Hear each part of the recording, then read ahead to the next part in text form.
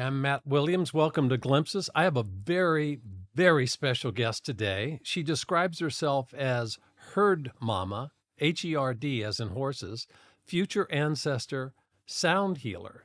She has rescue horses and conducts constellation therapy. She does transpersonal integration, feminine rite of passage. In short, my guest is a healer.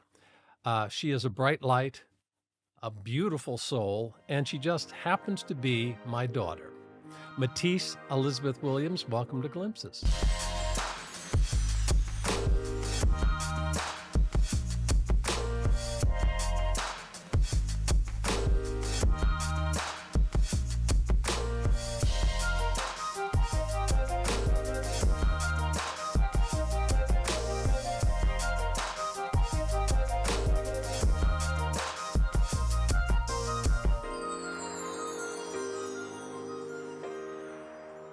Thank you so much. I'm so glad you're here. Okay, so you have a master's degree in transpersonal psychology. And people ask me, what in the heck is that? What can you answer that? I've got a quote I pulled from the web page if you want to hear it. Well, I better be able to answer it. Okay, tell me. That's what I'm doing. You're a master's degree in transpersonal psychology. What does that mean? Transpersonal means beyond the self. Ah. So it is a therapeutic model and framework that includes ancient, indigenous, and Eastern worldviews, in addition to the white Eurocentric psychology that came out of the 1800s. Mm-hmm. And so it's a more integrative and inclusive model of the growth of a human being and the evolution of our species.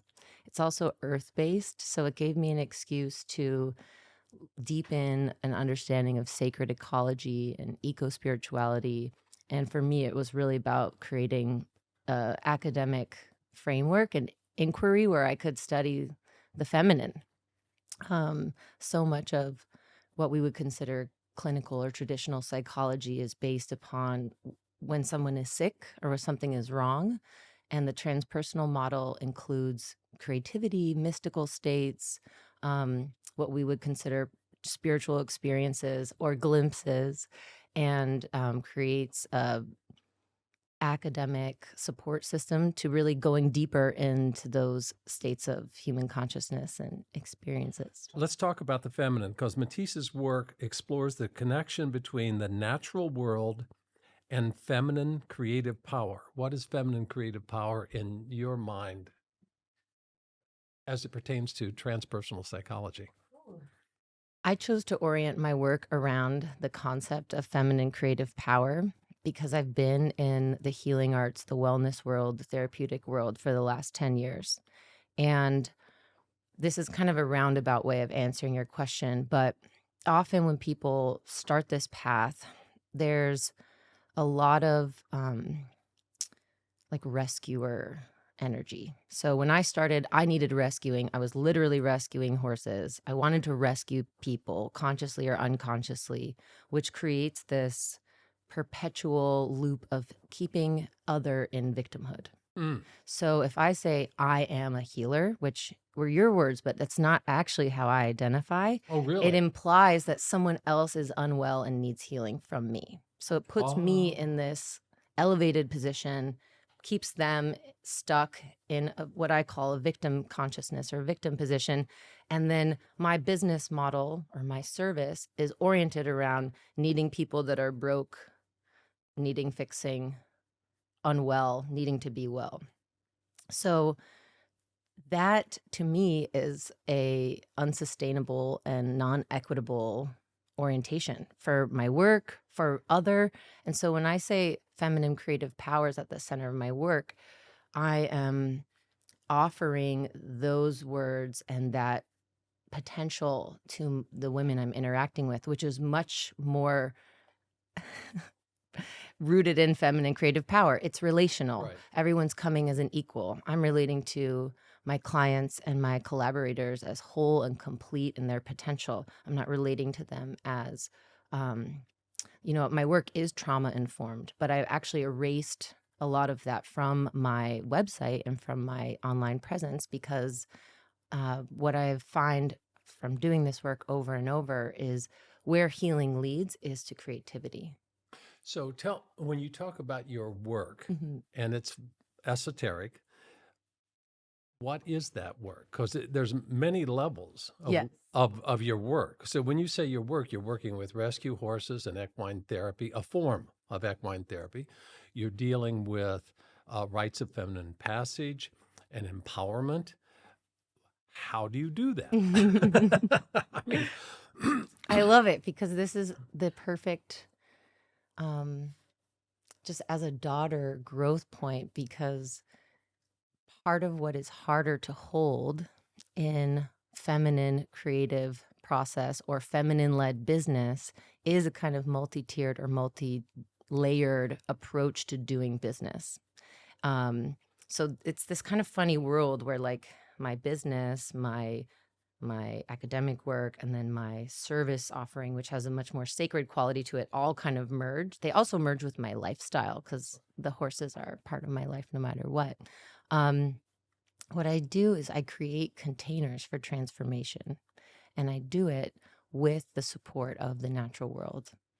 And there's a lot of holding the unknown at each of those containers. I'm sorry. Yeah, Explain. You yeah, create a container. yeah. A time and a place and a time structure. And a structure. Yes, for something to unfold that I don't know what it is. And I come to you, I'm a 38-year-old woman instead of a 72-year-old geezer. Yeah. I'm a 38-year-old woman. I'm struggling in my relationships, my business, or whatever. And I come to you and I say, Matisse, provide me with this container. Mm-hmm. And what happened? And I know it's not a quick and easy answer, but what happens within that container? I listen. Okay. And I hold a stance of non-judgment and compassion, and I hold someone with total permission to be who they are. Got it. Whether that happens in an hour on the phone, in a day, in a group with the horses, or over a 6-month or year period of working with someone one-on-one. Those are the 3 layers that I work mostly right now. What happens really depends. And so I have what I would call a repertoire of techniques, books, exercises, experiences that I hold kind of like a musician, and then knowing what song to play or what instrument to weave in. So there's a component to what I do that I say is kind of like jazz. Because Miles Davis practiced scales every single day of his whole life. And he would go up and he would improvise, and it looked like, wow, isn't he so free? He's making this up on the spot. He's speaking to the moment in real time, or what we could call channeling. Right. It's the scales every day that allow him to do that. So for me, I practice with the horses. I work with different plant allies. I have mind, body, breath practices. I'm doing my own cleanup, walking my own walk. But my daily practice, my spiritual practice, my emotional practice is what gives me the scales so that when I'm in the containers, right, which are retreats, workshops, one-on-ones, doesn't really matter what the container is, that I can pull from that repertoire and know where someone's at, because I've been on my journey myself. Got it. Where someone's at, what kind of support they need, and most often how light of a touch to use. Because it kind of goes back to that rescuer thing. If someone comes and they really, really want a lot of support, I try to give them space to find their own answers. That's really the point. So when I say container, it's holding and it's guiding. But it's guiding as opposed to lecturing or here's, it's not a how-to, right? Okay, here's how you find your chi. And that's the world of pop psychology that we live in with social media. Everything's 1, 2, 3, ABC. Right. This is going back to feminine creative power. It's like forging this way that we don't have modeled way of doing service, relationships, business, creating a life, really, that is not based on marketing to pain.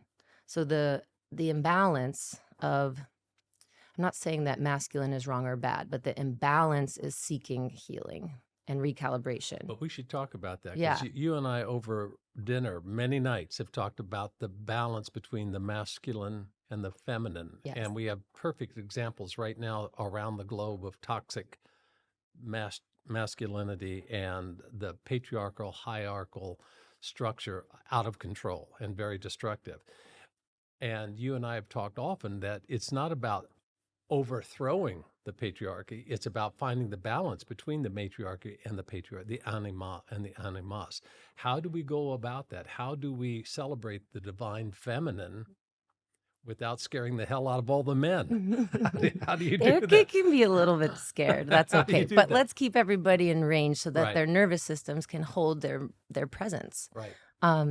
The best model I have found is Riane Eisler, who wrote a book called The Chalice and the Blade. And she's, I believe, in her 80s or 90s. So she's of a generation that grew up during World War II. She weaves in the research of many female cultural anthropologists, and she creates a model that she calls partnerism.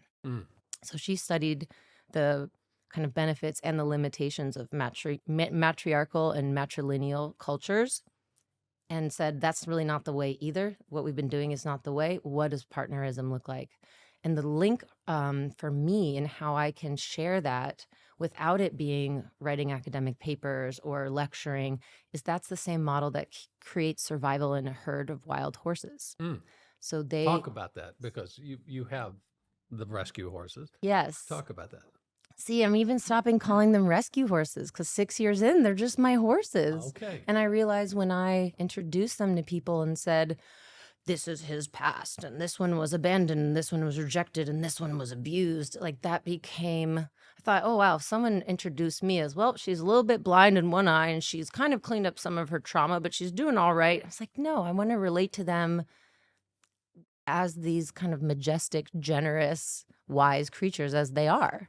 And so it's like I'm really trying to refine my language and be very intentional about what words mean and how I'm wielding them. So just adding some to the mix. But the horses they have an alpha mare that leads every herd.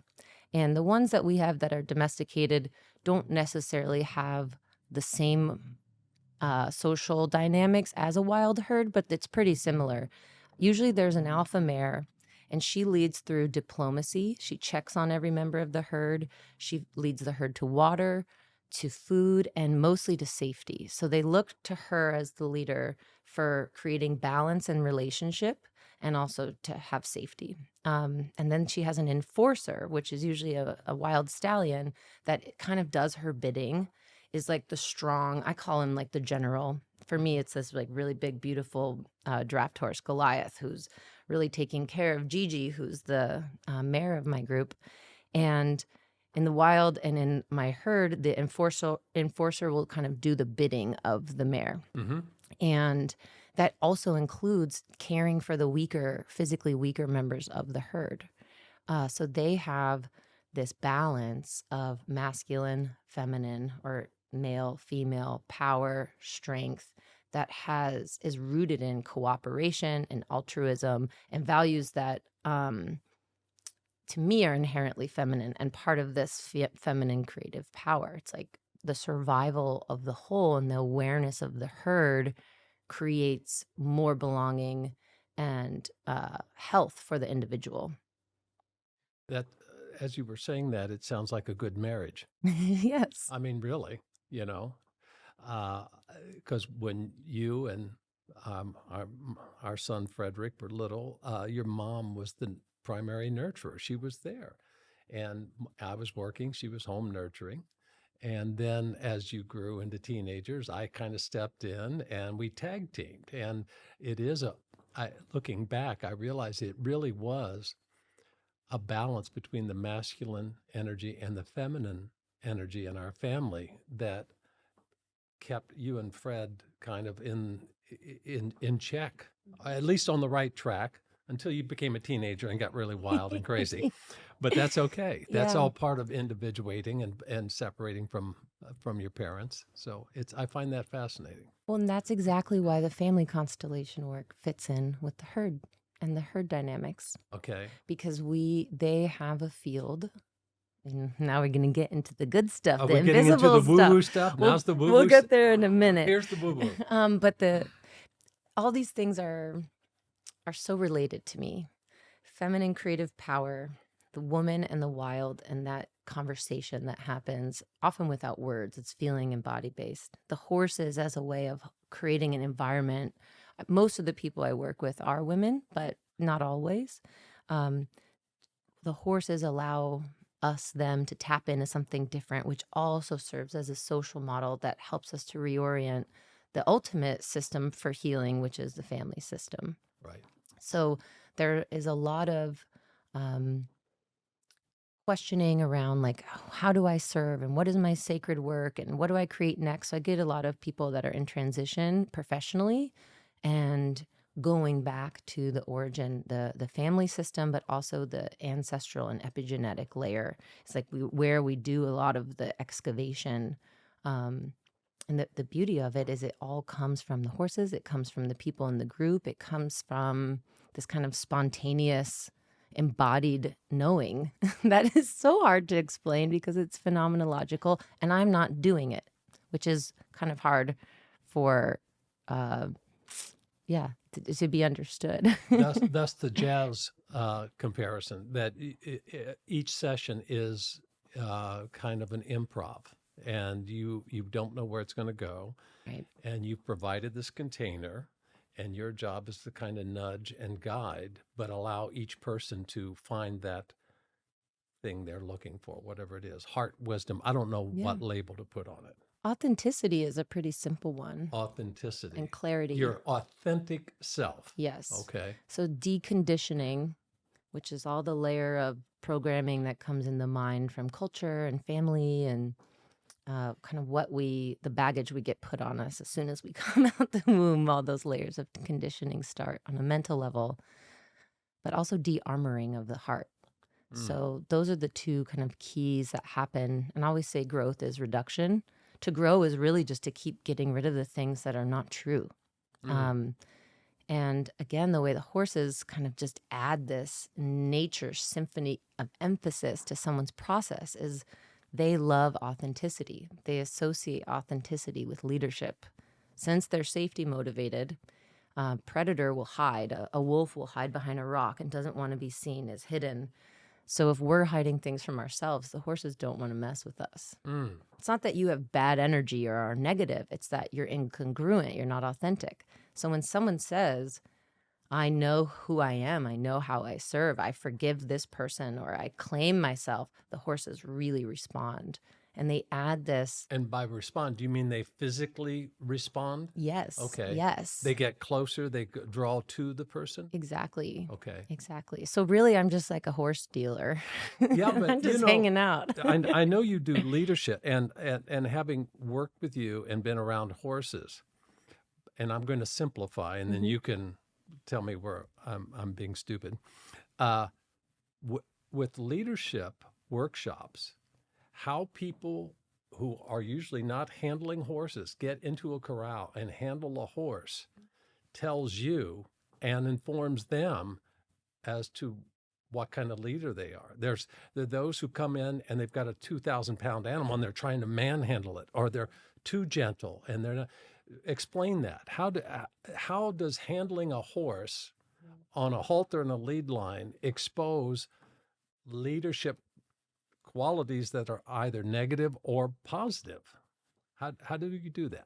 Well, I'm a little radical as it comes to the horse world because everything I do is without ropes. Without ropes. So because of the nature of the work being trauma work, being kind of heavy and dense, I like to give the horses a choice as to whether or not they interact with us at all. Okay. So whereas traditional equine facilitated learning or equine therapy will have like, can you get this horse to cross over the thing of the pool noodle, or can you lead it?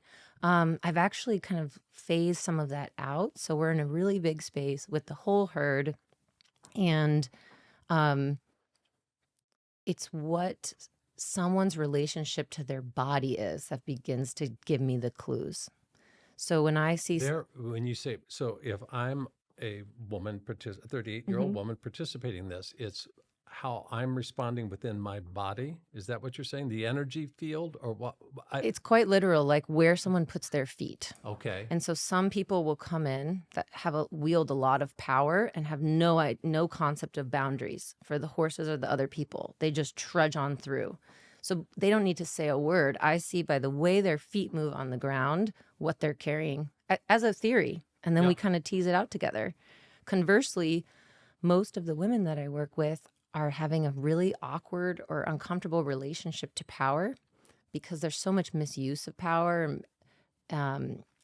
People don't want to claim it. And so I'll watch someone's feet that they kind of walk backwards or they turn and their boundaries are really, really big and they don't want anything to come in. So just relating to space and to the ground are like two kind of introductory things that I start to clock and notice.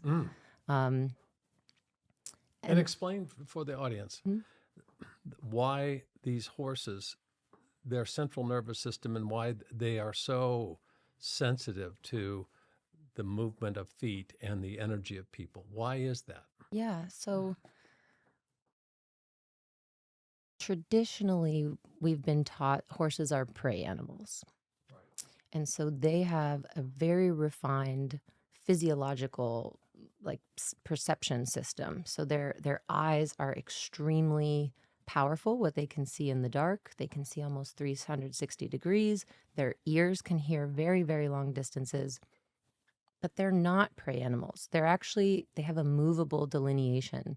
So horses really don't have known predators in the wild. Their evolutionary history as a species is so weird and wonderful, and I think lends them as the perfect kind of wisdom carriers. But their physical bodies are very sensitive, and they have extremely large limbic system and gut. So, as we're learning about gut health and the intelligence of the gut in humans, they have a very, very sensitive gut. And the thing that really I think is the most important about horses is their hearts. So, and this is where what some people might call woo-woo is actually not. Okay. The Heart Math Institute is able to measure the electromagnetic field of a human body, a human heart. So the electromagnetic field around a human is about 8 feet.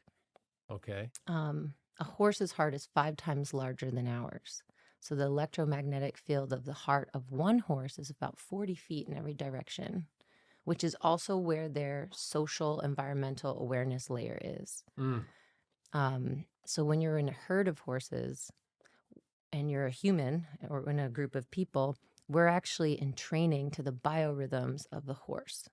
So if you've heard of co-regulation, like co-regulating your nervous system, parent to child or partners as a way to come into parasympathetic, which is rest and digest, the horses are giving us that gift when they're in a peaceful setting. When they're grazing or with each other, they go into a state that is a brain wave that is therapeutic. Our organs regenerate. We feel relaxed. We're able to learn better. We're able to heal more. So they hold an actual vibration that physiologically drops us into a place that we can't get in talk therapy or in a fluorescent room as easily. Wow. Okay. So I show up to one of these workshops and I'm scared of horses. They scare me. They got hooves. They bite. They're big. How do I get within their heart energy field if I'm scared? How do you do? I keep people across the fence. Okay. And that's actually part of the way of how I like to teach and lead is like really giving everyone permission to feel whatever they're feeling. How many spaces do we inhabit in a day that's allowed? Right. So that's part of the model. And then also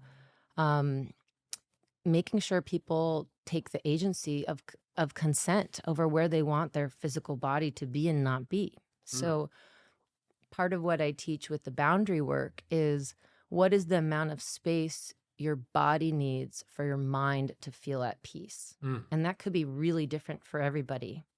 And that asking that question alone is pretty confrontational and provocative for people that haven't given themselves that gift. titles. These are some of the titles of the containers that you provide: Matter and Magic, The Mother and the Mystery, Remembering Our Original Instructions, Harnessing the Power of the Circle, Honoring the Lineage of Life, Flowing Through the Rivers of Time. Now, my mother, your grandmother, will be rolling over in her grave going, "That's paganism. What is this stuff?" It is. It's paganism. What? And how do you answer when people say, "Come on, Matisse, this is all woo-woo. This is taking a bunch of spiritual beliefs or wisdom traditions, throwing them in a pot and creating a spiritual stew"? How do you respond to that? I don't care. Okay, I think that's And great. this is what the difference is being in my 30s versus being in my 20s. Okay. And when I began, I was a dutiful, good girl, daughter of the patriarchy who got the degrees and did the certificates and had people pat me on the head because 500 hours later, I got permission to do a whatever it was. And when I created my website and social media that was like, oh, here are the letters after my name, and I need to prove to everybody that I'm legitimate and they can trust me, all I got was really heady people. Ah, And when I had this model of, if you are broken, I can help fix you, I'm the used car salesman of the wellness world, I got people that wanted me to mother their inner children. And I was like, this is sure as hell not true to me. right. This is me copying and pasting the way things are supposed to work, which is from this masculine model of business, which is something's broke, here's a service or a product to fix it. You're feeling A, I can get you to Z with 1, 2, 3. And that is the thing that disgusts me and turns me off so much, especially when it comes to doing sacred work, emotional and energetic work. These are really different energies. To squeeze into that system feels so wrong. And so I kind of went through an identity crisis where I just dissolved and hid, and everything was word of mouth. And I was kind of like keeping the feminine in a nice little box where on the outside, I looked like a very informed, educated, well-practiced practitioner who did beautiful stuff with horses. And on the inside, we were doing really deep reclamation work with women. Like feminine creative power is not cute. It is messy and it is wild and it is the energy of death and rebirth and chaos and the mystery, things that we're not well trained collectively to handle and navigate. So here I am going, today we're going to tap in and let it out. I mean, the sounds that come out of people when they're in a deep healing process, the things their bodies need to do. I focus so much on creating emotional and physical safety so that people could go where they need to go. Right. And I had a teacher call me out and say, why are you keeping the feminine in the cage? Like you tapped into her, those words are there. They come out when I'm teaching, when we're in the woods or we're in our circle. What about all the time? And that was such a kind of terrifying invitation.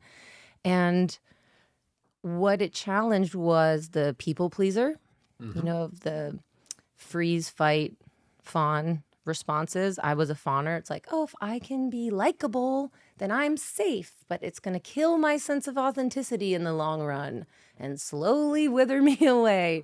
And the more I committed to, that's just poetry. Those are words or codes that come out of my heart. And the people that read them are either like, this woman is not for me, or something inside me says, I know what she's talking about without knowing what she's talking about. I'm a yes. And that's who I work with.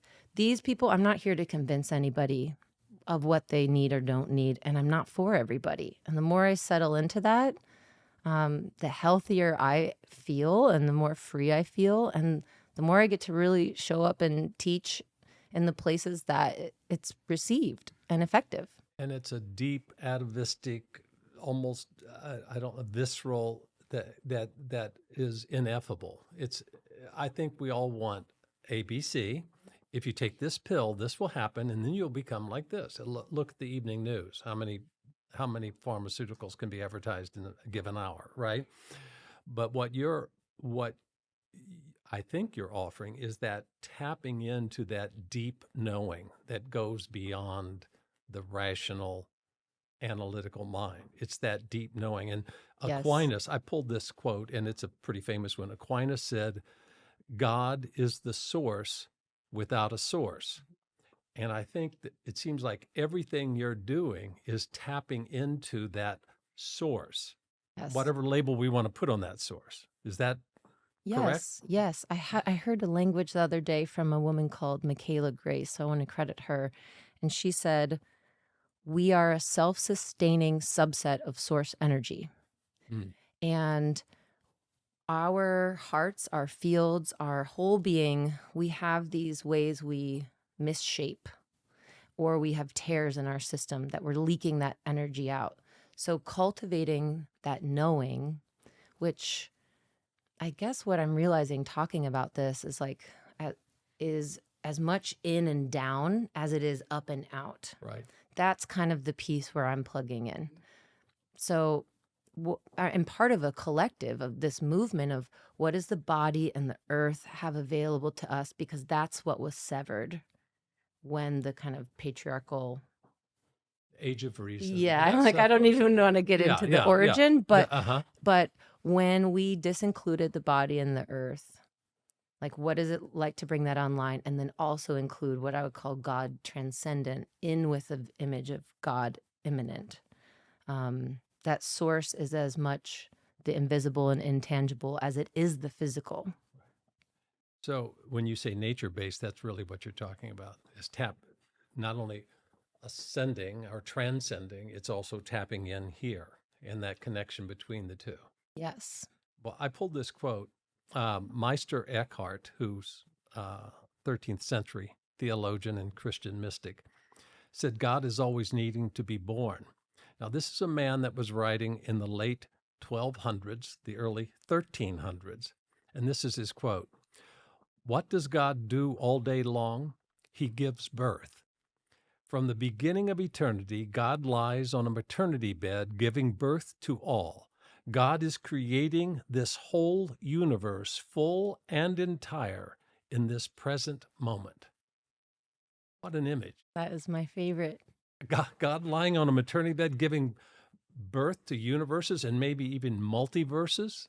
I mean, what an image. That reminds me so much of something I just heard and actually wanted to share as well. Uh-huh.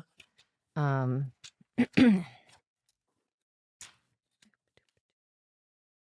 and it's actually from the world of depth ecology or sacred ecology, which Okay. is the field of study that connects the feminine and the earth. And the moment an organism is alive and liberated, it wants to birth things.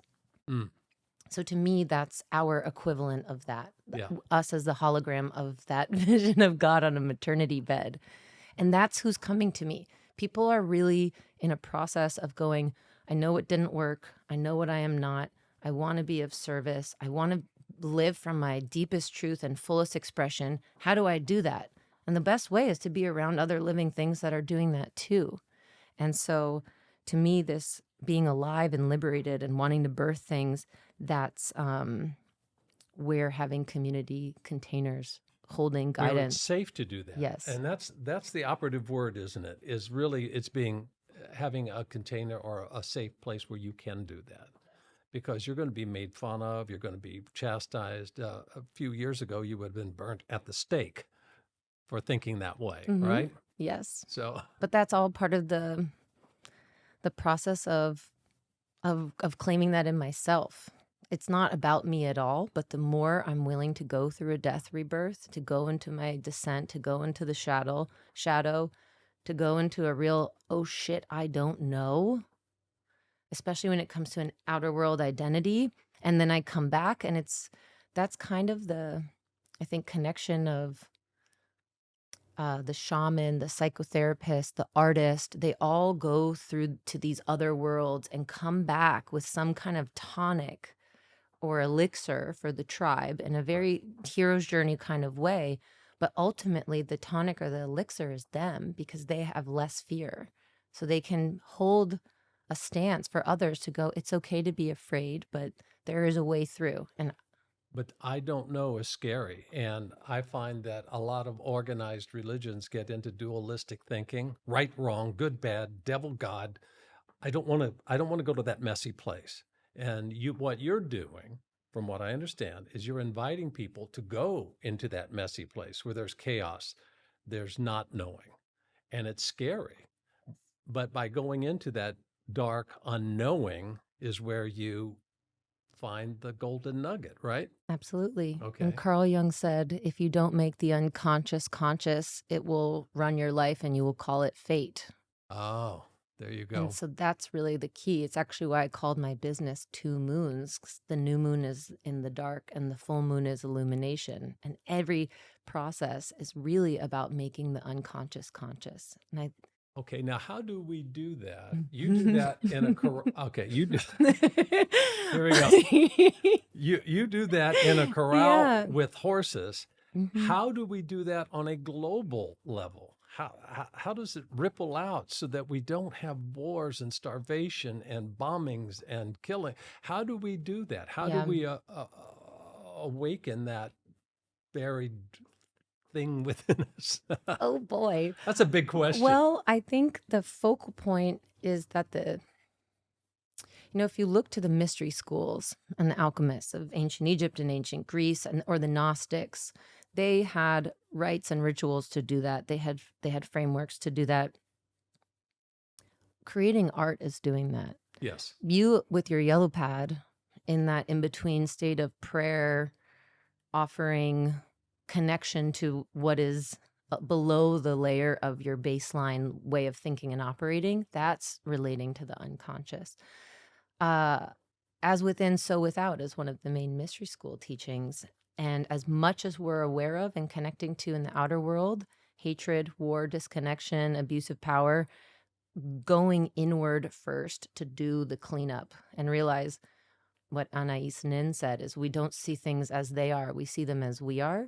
That's basically saying we're always in a state of projection. Right. And so focusing inward on the self of looking where it's funny to answer this because the truth is we're doing it unconsciously all the time. Okay. There are things that trigger us or bump us or moments that we swallow our truth instead of speak it. All of those things are the invitations from our souls, I think, to say, hey, take a look at this, clean this up here, empty this out.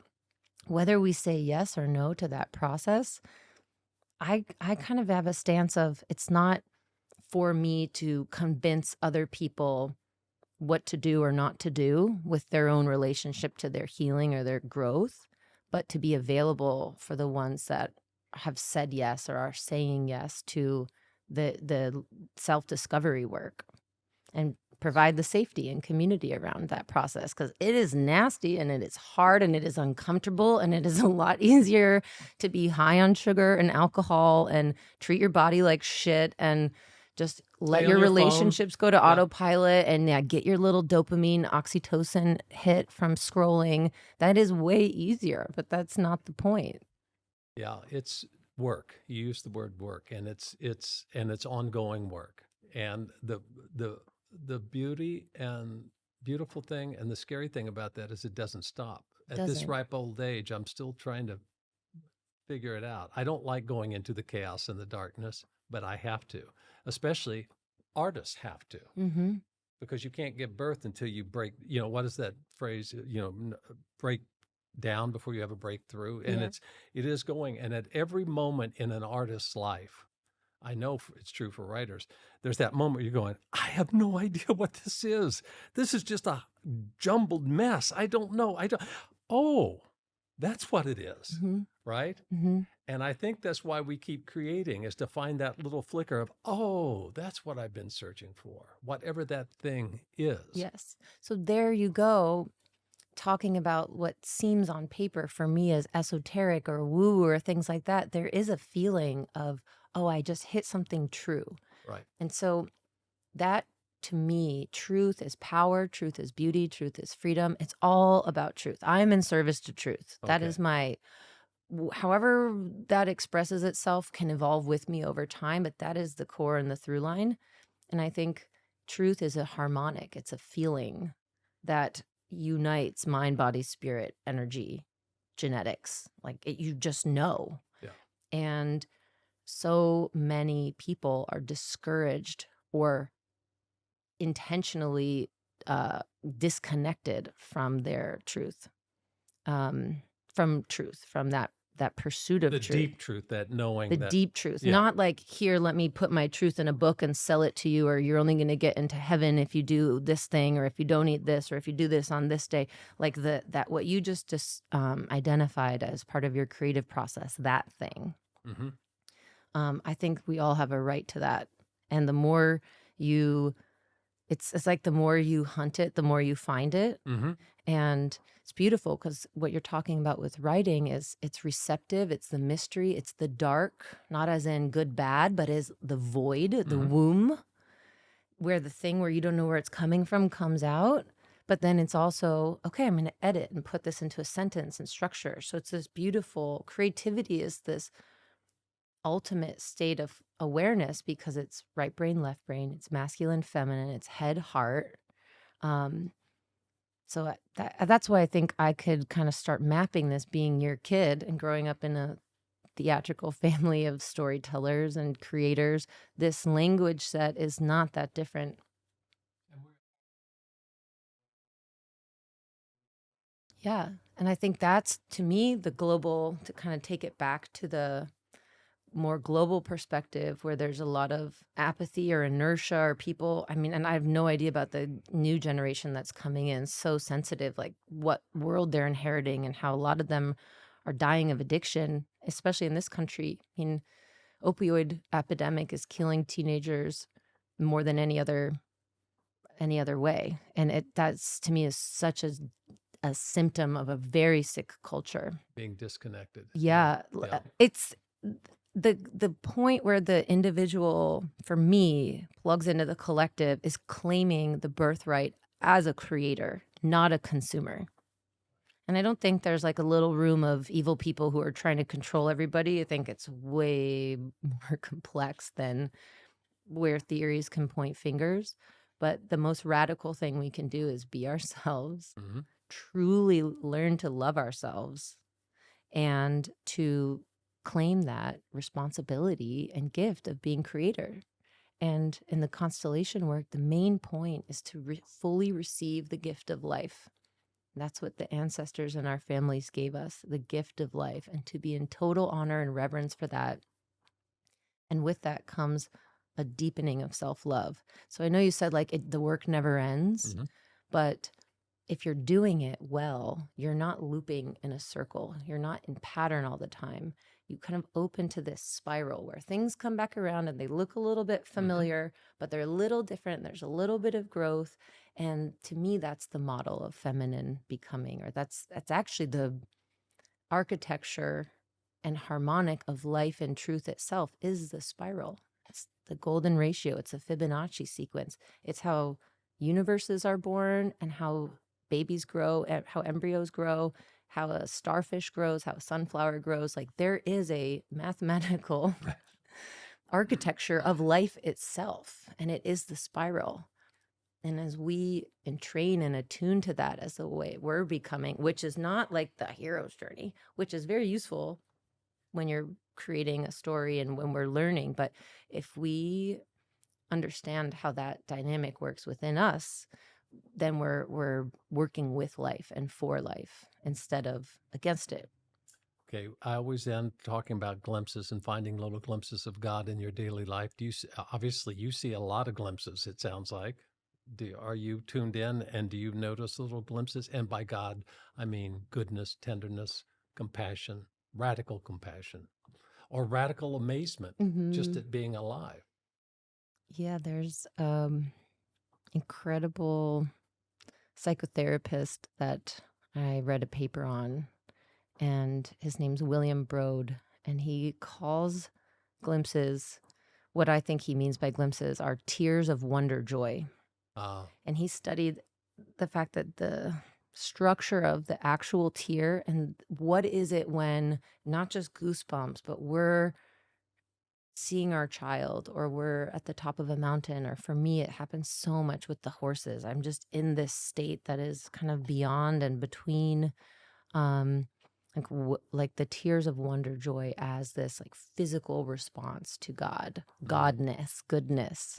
Um, and I feel it through my relationships. For me, it's all about relationships. It's my parents, it's my partner, it's the animals. And then every time I'm in a session, which really feels more like a ceremony or a ritual than, I don't even know.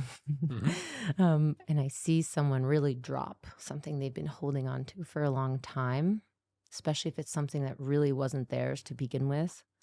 To me, that's the ultimate glimpse. It's like when there's forgiveness and letting go and release, and I watch someone's eyes change and their voice drop, and it's like the birth of someone fully being themselves. Like, to me, that's where I get the tears of wonder, joy, and I feel just the deepest humility and honor to be in the presence of someone who's connecting to their heart. That's really the juicy spot for me. Well, I had tears of wonder, joy, the moment you were born. And you are my shining pride, and I love you with all my heart. And I thank you so much for being on Glimpses.